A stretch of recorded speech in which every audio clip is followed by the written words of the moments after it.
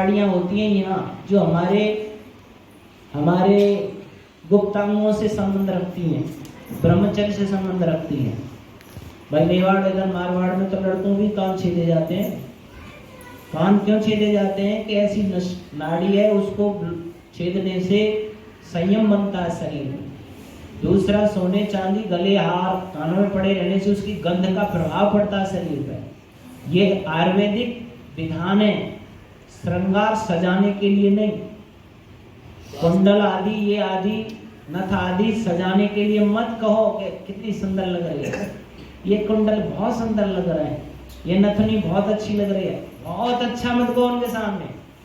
इसलिए पहन रहे बेटा बेटी कि तुम्हारे स्वास्थ्य पर इनका अच्छा प्रभाव पड़ेगा। आयुर्वेद का विधान है, तुम इससे इनकी गंध से अच्छा जीवन पर स्वास्थ्य में प्रभाव पड़ेगा। ये कहो, सुंदरता मत दिखाओ। वस्त्र खरीदो तो यूं मत कहो कि बड़े सुंदर लग रहे हैं, ये सुंदर ना लगा। तुम शुरू से श्रृंगार करना सिखा देते हो।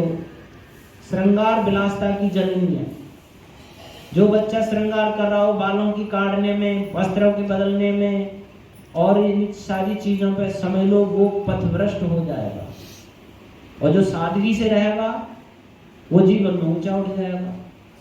माता बहनें ही उसे श्रृंगार सिखा देती हैं। बेटियों के विवाह शादियों में छोटी छोटियों के होठ रचा के ले जाओगे, बिंदी लगा दें। अभी विवाह होने पर श्रृंगार कराया जाता है, जो भी थोड़ा बहुत है तो पहले से ही करा रहे हो। बड़ी बड़ी डिजाइनों में वस्त्र पहना रहे हो, फिर कह रहे हो बच्ची भटक गई, बच्चा हमारा भटक गया था। भटकाने का तो तुमने ही किया था, शादी तो सिखाई नहीं, ब्रह्मचर्य का पालन संयम सिखाया ही नहीं आपने। तो कैसे? मैं मुसलमानों के यहाँ गया हूँ मेवात में, 8 बजे स्कूल में जाना होता है तो 6 बजे सभी बच्चे मस्जिद में चले जाते हैं और वहाँ का मौलाना 1 घंटे कुरान शरीफ अपने भजन की पुस्तक के बारे में, धर्म भजन के बारे में बताता है। और 7 बजे आके नहा धो के तुरंत 8 बजे जाते हैं। तुमने बच्चों को कभी अपने धर्म के बारे में बताया? वहाँ लड़कियों को ये सिखाया जाता है कि गैर मुस्लिम की परछाई भी नहीं पड़े तेरे शरीर पे। मुसलमान की लड़कियों को ये सिखाया जाता है इतना दूर चलना हिंदुओं से, उनसे कि उसकी जो परछाई है उसका भी तुम्हारे स्पर्श ना हो, नापाक हो जाओगी। क्या तुमने समझाया कि हम बेटियों को कि अन्य किसी बच्चे और उनकी छाया भी पड़ जाए तो नापाक हो जाओगे, धर्म भ्रष्ट हो जाओगे? वो जीवन में व्यवहार मत करना जो गृहस्थी लोग करते हैं। अभी तुम्हारा ब्रह्मचर्य का काल है, विद्यार्थी जीवन है। विद्या पढ़ो, संयम से रहो, दिमाग को भटकाना नहीं है, श्रृंगार नहीं करना, संयम से रहना है, पवित्रता से रहना है, भाई समझ के रखना है। बच्चों से को तुम्हें बहन समझ के व्यवहार करना है। आज को एजुकेशन है, बहन भाई साथ पढ़ रहे हैं। पहले अलग अलग गुरुकुल होते थे, इधर कन्याओं का, इधर लड़कों का। 5 वर्ष की लड़की लड़कों के गुरुकुल में नहीं जा सकती थी, नियम था। 5 वर्ष का लड़का लड़कियों की नहीं जा सकता था। महिलाएं पढ़ाने वाली लड़कियों को, पुरुष ही पढ़ाने वाले लड़कों को होते थे, ब्रह्मचारी होते थे। आज सब घसड़म हो रहा है। और उसमें तुम बचाना है बच्चों को तो कैसे बचाओगे? शिक्षा से बचा सकते हो। पढ़ो, पर तुम्हें चरित्र बचा के रखना है। सबसे पहले चरित्र बचा के रखना है, इसकी शिक्षा देना होगा, तब बच्चे, नहीं तो भटक जाते हैं। पूरे देश में कम से कम 4-5 हजार लड़कियां मुसलमानों को चली जाती हैं। कॉलेजों की पढ़ी हुई लड़कियां मुसलमानों के यहाँ चली जाती हैं और विदेश में ले जाते हैं, पता नहीं उनके साथ क्या क्या होता है। मैं भी आगरा राजा मंडी में रहा, इतनी हिंदुआनी लड़कियां और वो पता नहीं मुसलमानों को चली जाती हैं। वो बहकाते हैं, वहाँ लव जिहाद चलता है, वहाँ स्कीम के साथ लिया जाता है। तुम बच्चियों को उनको कॉलेज में उनमें पढ़ाओगे, बाहर तुम्हें सजग करना पड़ेगा। एक अभी हाथरस में कार्यक्रम करने गया था तो एयरफोर्स से रिटायर था वो, फिर बैंक में लग गया। उनका एक बेटा था, 2 बेटी थी।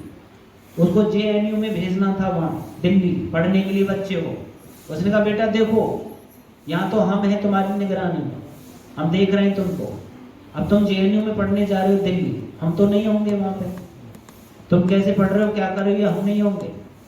जैसा इस समय तुम्हारा स्वास्थ्य है, चरित्र है, आप वहां पढ़ रहे हो, विद्या पढ़ने के लिए जा रहे हो, पूरी अच्छी विद्या पढ़ के और चरित्र को बचा करके, स्वास्थ्य बढ़िया, चरित्र को बचा करके और पूरी विद्या पढ़ के तुम अगर हो जाओ तो तुम लौट के आ जाना। और तुम्हारा चरित्र बिगड़ जाए और विद्या तुम सही नहीं पढ़वाओ तो लौट के मत आना, इस घर में मत आना लौट। हम अपने अकेले जीवन काट लेंगे, समझेंगे हमने पुत्र को जन्म ही नहीं दिया। वास्तव में चरित्र बचा के हम नहीं होंगे वहां देखने वाले, समझाने वाले, अकेले होंगे तुम, और पथ रास्ता भटकाने वाली सारी सामग्रियां तुम्हारे सामने होंगी। उसमें से तुमने बचा के चरित्र को और अपनी विद्या को अगर लेके वास्तविक में आ जाओ तो लौट के आना, स्वागत है आपका, फूलों हारों से स्वागत करेंगे। और पता चल गया तुम गए तो फिर लौट के इन दरवाजों इन सीढ़ियों पर मत चढ़ना, कहीं जाओ। माता पिता बहुत सजगता से व्यवहार करते हैं, फिर वो बच्चा ऐसे ही अच्छा सच्चा बन के आया और पता नहीं वो फिर कर्नल वगैरह इस पोस्ट पे सबसे पहले बना।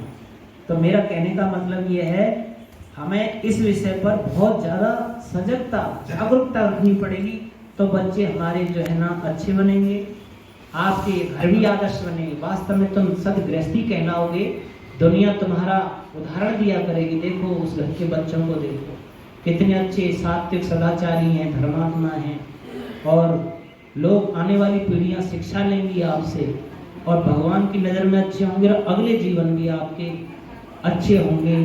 तो ऐसा हम करें आगे।